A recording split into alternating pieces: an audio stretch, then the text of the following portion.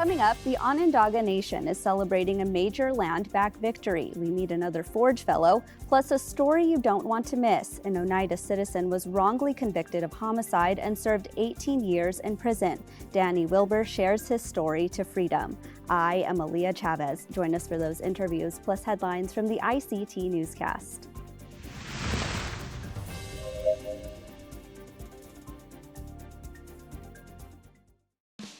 The Walter Cronkite School of Journalism and Mass Communication at Arizona State University is a proud supporter of Indian Country Today. Students at Cronkite News and Gaylord College at the University of Oklahoma cover Indigenous communities together. This important work is distributed by more than 100 news organizations. This collaboration provides a much-needed boost to coverage of Native American communities nationwide. Learn more at cronkitenews.azpbs.org.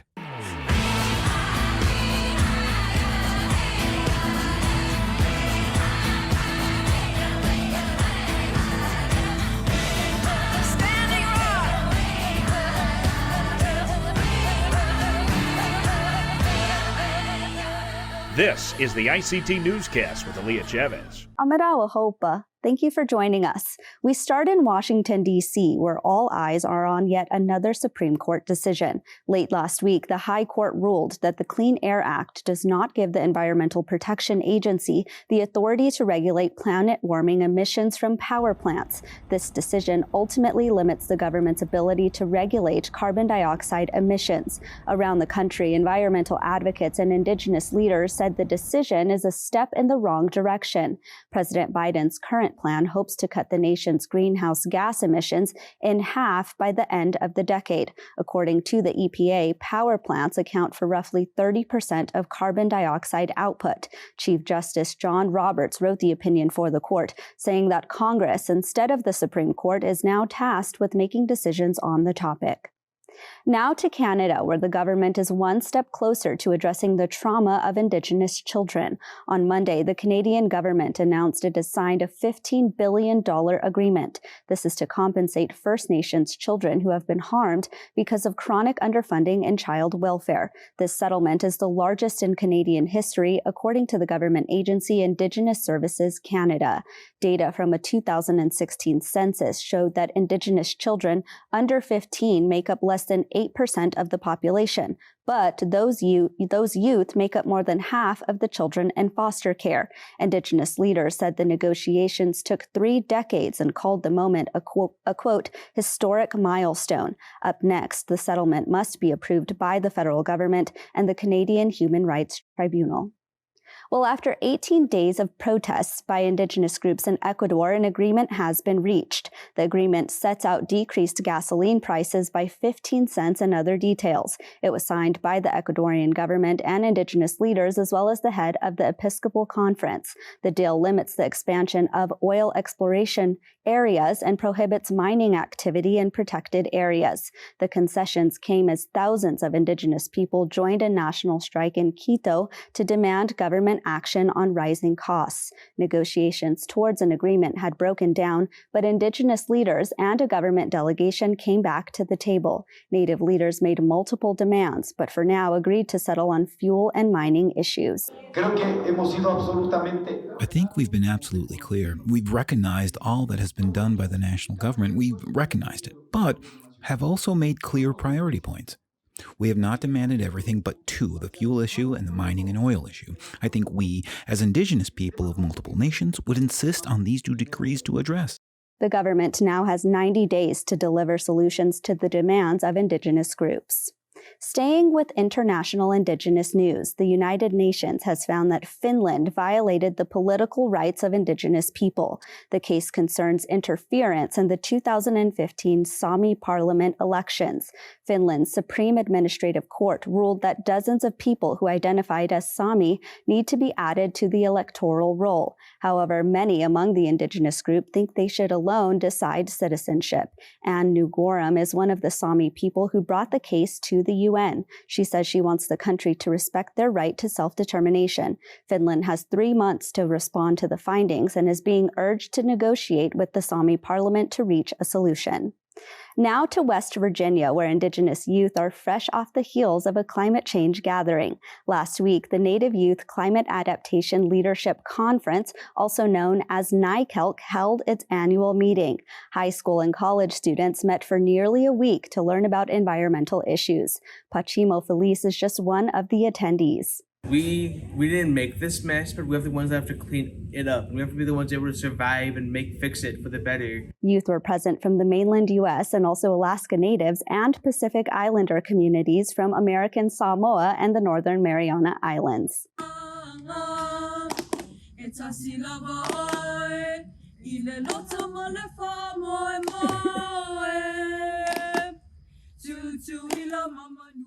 NICALC is hosted in partnership with various federal agencies, including the U.S. Fish and Wildlife Service. And those are the headlines for the ICT Newscast. Coming up, a Forge Fellow looks for clues to health through epidemiology, and a redemption for a crime not committed. But first, the Onondaga Nation increased its land base. Stay with us.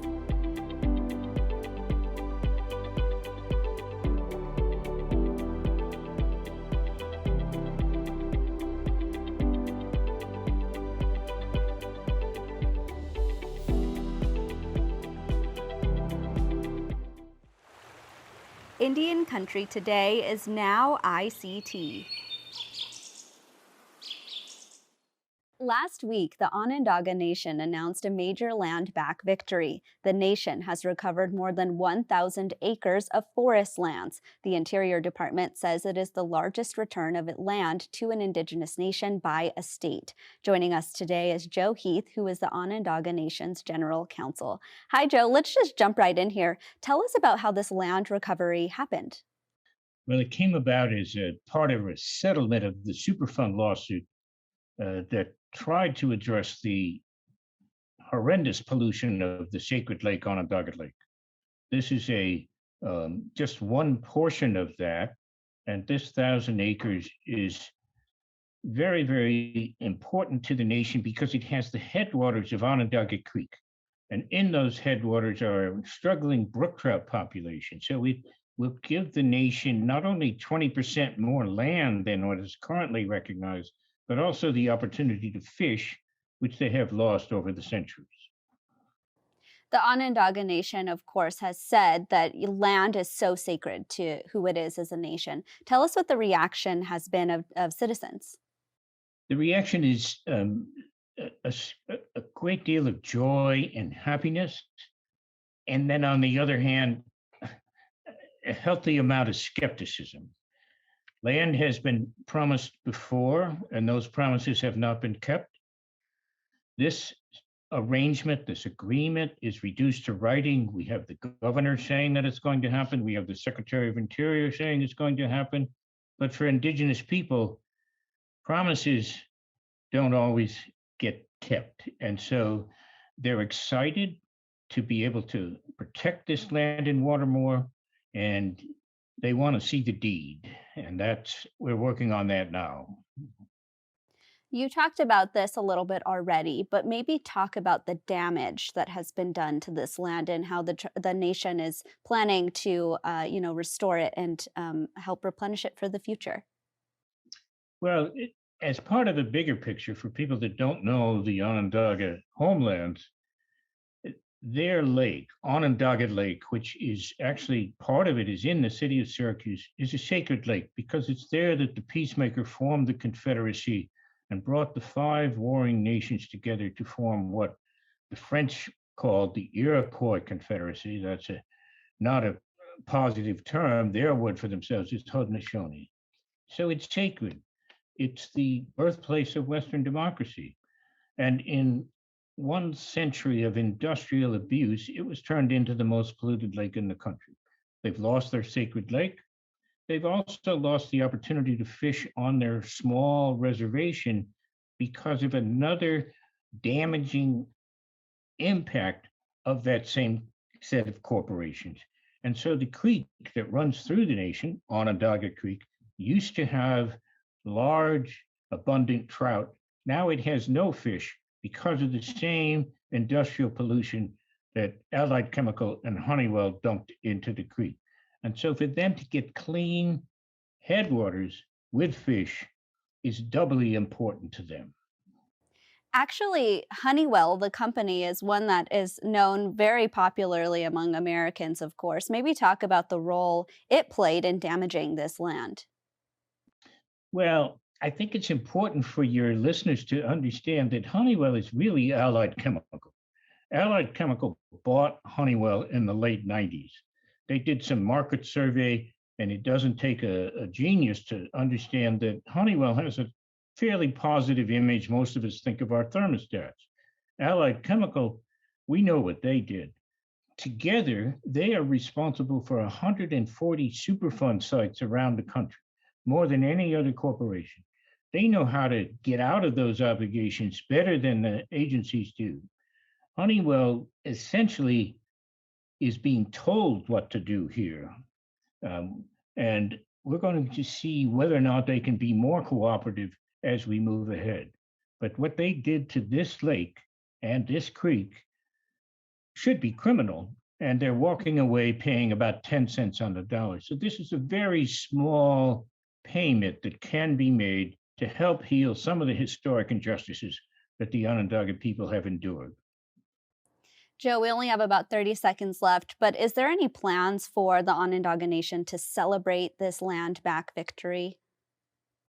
Well, we're going to be talking about that this week. I hope to get into the Council of Chiefs, and that will be one of the many topics that we have to discuss, how we move forward from here.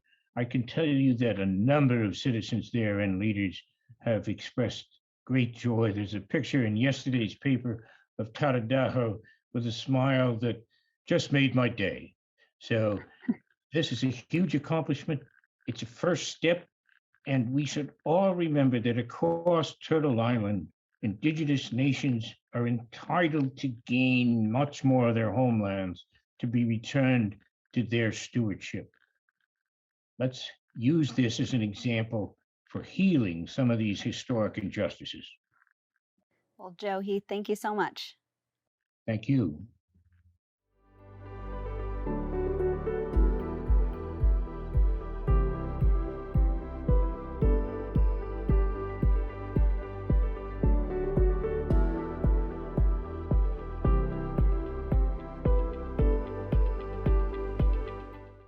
On December 22nd, 2021, Danny Wilbur walked out of prison. He had served 18 years for a murder he did not commit. In 2005, Danny was convicted of first-degree intentional homicide and was sentenced to life in prison. Danny says he knew he was innocent and he spent years proving it. Ultimately, he and a small team worked with forensic experts to prove his innocence. Joining us today is Danny Wilbur and his partner, Lacey Kinnert, who helped him. Hi, Danny and Lacey. Thank you for being here. Hi. So, Danny, I want to start with you. Let's go back to 2005. Can you just reflect on what this entire process felt like for you, even though you knew you were innocent and you, of course, were being convicted for this crime? It was rough. It was hard. It was disheartening. It was a lot of going on. But one thing that kept me going and kept me focused and kept me up was my spirit and the fact that I knew I was innocent. And I knew eventually, the facts and the physical evidence that proved my innocence would eventually come to the light. So that's basically what I was relying on. You know what I mean? For something just to happen. But I was going to work towards it and just do my due diligence. And I stayed in the law library. I kept my face in the book. I actually learned the law when I was in prison. And it was necessary because I was actually fighting for my life. You know what I mean? And so, it was a roller coaster. It was a lot of ups and downs, but you got to keep it moving. You got to find things that give you spirit. You got to find things that give you strength. You got to find things that motivate you to keep it moving and to keep going forward, despite all the lies, despite all the deny, despite all the speculation, despite all the hearsay. You just had to rely on what you know to be true, your spirit, and the facts of the case. And eventually, I felt like that would shine over everything else. And fortunately for me, it did. Although it took almost 20 years, you know what I mean? Yeah, absolutely. Lacey, I want to turn to you because I understand you have a very interesting connection to all of this, of course, being a partner. Maybe tell us about, how this entire process has been for you as well. Well, I knew his whole family before I met him. His nieces and nephews were my students in the Milwaukee public school system. And how I got involved was he needed a crime scene diagram redesigned on the computer, and I just helped with that. And once I saw the blatant misrepresentations in it, I was like, wow, he really is innocent. And I couldn't believe the injustice, like, because it was intentionally misrepresented. And my naive self, not having experience in the justice system, I just thought, okay, once you can prove your innocence, you can get out. And that was far from the truth. And that was about 9 years ago. And 6 courts later, and many motions and briefs later. I was hooked by seeing his innocence right away. Danny, let's go back to you. I mean, it's hard to summarize this in such a short time, but sort of describe the processes of events that went down in order for you to actually walk out of prison. Well, it was, so I went through 6 lawyers, 4 private investigators, 3 forensic experts, a lot of money, which I don't know because my loved ones and my support team really was the one that footed the bill. So it was just a lot of money, a lot of emotion, just a lot of, it's a lot, you know? So if I had to describe it in one word, it would probably be treacherous. I mean, because you're against all odds, essentially. You know what I mean? When you got a life sentence, they say you killed somebody, nobody really wants to hear that. You know what I mean? Nobody really wants to hear what you have to say. And then they do a great job in the so-called criminal justice system at demonizing people. You know what I mean? Once they take your humanhood from you, then it's easy for them to say all type of things about you that's not true, paint you out to be the biggest bad guy or the biggest whatever. And it's actually supported by the fact that I'm Indigenous. So a lot of these people that they're saying these things to, a lot of these people that's reading this on paper, they're taking it as the truth just because. You know what I mean? So these are the type of things you deal with when you're fighting a system and you're against all odds. So, like I said, if I had to describe it in one word, it would have to be treacherous. You know what I mean? It's a lot going on, and you just gotta hang in there, I guess. Danny, take us to December 22nd, 2021, when you were able to walk out. Reflect on that moment and what it felt like. It was surreal. Because you know, it's so much energy, it's so much thought, it's so much spirit that's put into bringing that day into fruition. So when it actually happened, it just felt surreal. I kind of felt like I was walking on air. You know what I mean? Like just being able to just move around and just taking that weight off my shoulders. I just felt relief. I felt like I could finally breathe. You know what I mean? Absolutely. Well, Lacey, I want to go back to you because so often in Indian country, we talk about core values that we have as an Indigenous people. Through this entire process, can you share what kinds of values that you held on to and that you trusted in, knowing that you would get to this point? When we were at the bottom of the roller coaster and feeling like we weren't ever going to win, we always relied on what our ancestors went through. We had always talked about, like, okay, our people went through so much worse. Our people fought for us to be here. Like, if they can go through what we went through, or if they could go through what they went through, we can keep going. You know, we are resilient people. The fact that we are here and alive is resiliency. And that's what kept us going. And there were days when we wanted to give up. We never did, we never could, but we just relied on that resilience. And that's what got us through to the next day. Sometimes it was day by day. And that's really what we relied on. Absolutely. Well, Danny, I want to end with you because I understand now you're trying to help others who have been wrongly convicted to get out of prison. Tell us about those initiatives. Well, you know, when I was in prison a long time, and I was known for just being a legal head. Like, that's all I talked about. That's all I did. That was my lifestyle in the joint. Like, a lot of things, I didn't engage in a lot of, you know, extracurricular activities in the joint. My thing was I did my time in the law library. I did my time studying my case. So you just establish, you know, different relationships with guys that, you know, once you get a reputation for knowing the law, you get a lot of questions from a lot of different people. And sometimes you may establish, a friendship or a bond or just have some type of understanding with a person to the point where you want to help them because you see some of the injustice or some of the stuff that went on in their case. So right now, I'm really just helping dudes that I've been involved in their case when we were incarcerated together. And now that I'm out and I got more resources at my disposal, I'm extending those resources to them brothers because they don't have resources. They don't have people that they can rely on like that. So essentially, I'm just trying to give them, something I'm trying to give them, a little hope. You know what I'm saying? I'm trying to give them, some just something to keep it going. You know what I mean? And sometimes that's all it takes because that's what was essential for me when I was going through what I was going through. So basically, it's guys that I'm helping. And we were just out of hearing the other day. It's a case that I've been involved in, and it's actually looking real good for them. So those are the type of things that fulfill me. Those are the type of things that keep me going when I was in the joint, and even out here, it gives me purpose. So that's that. Well, Danny and Lacey, thank you so much for being here and for sharing your story with us. Thank you. We appreciate you having us.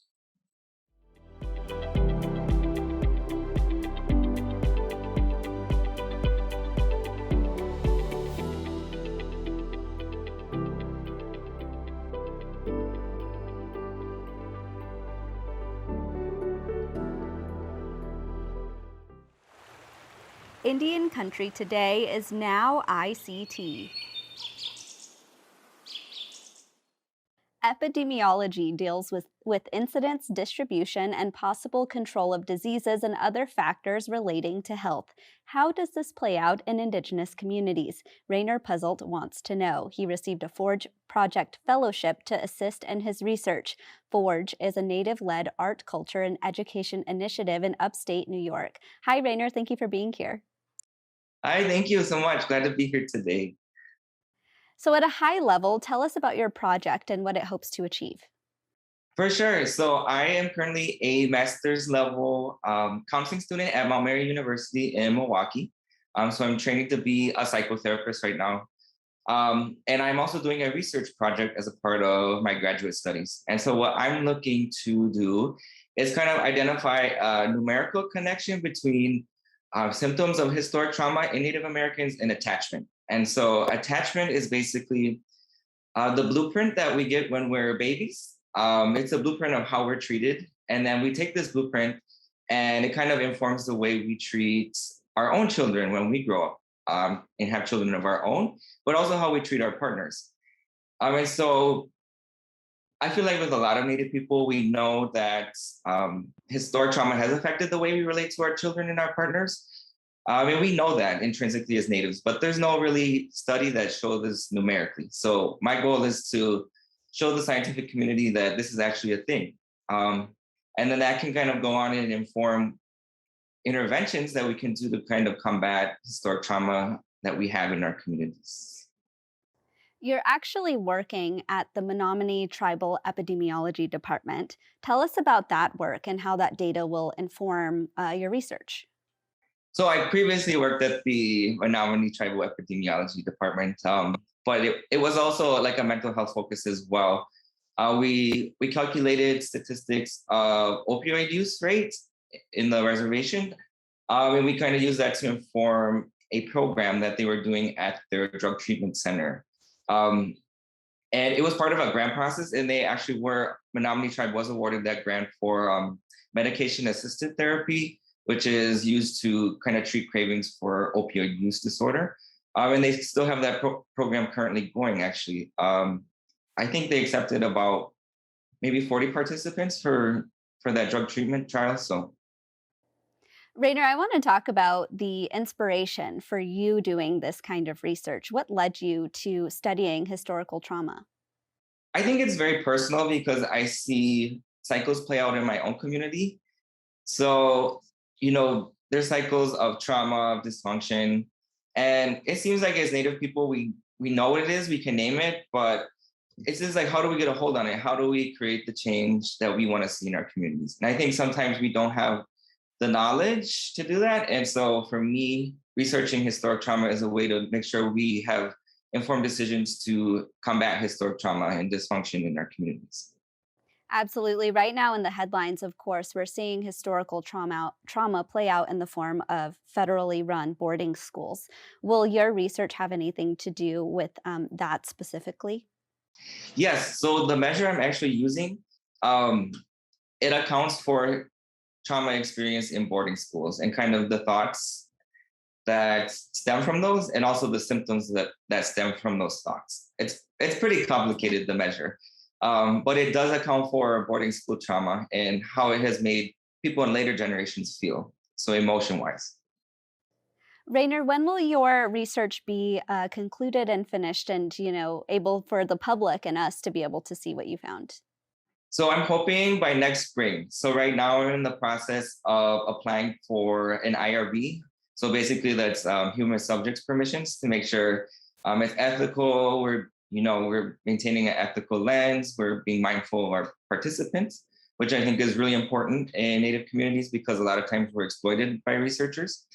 And so my goal is for this to be public for tribes to use, because I think, hanging on to it isn't going to help any of our communities. So I really want to make sure that it's shared with everybody.